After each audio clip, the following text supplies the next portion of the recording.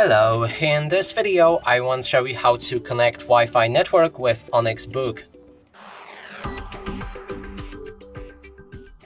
To do this, first we'll need to click on the settings, navigate to the networks, then make sure that your Wi-Fi is enabled. Now we can click on it, and right here you should be able to find all of the networks available that you can connect with your ONYX Book.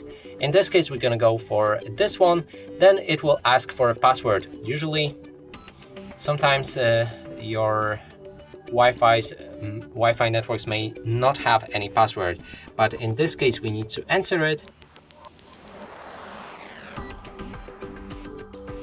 Click on connect, and that way you'll be able to connect with the Wi-Fi network. And that's it for this video. Hope you like it. Please consider subscribing to our channel, leave a like and a comment below.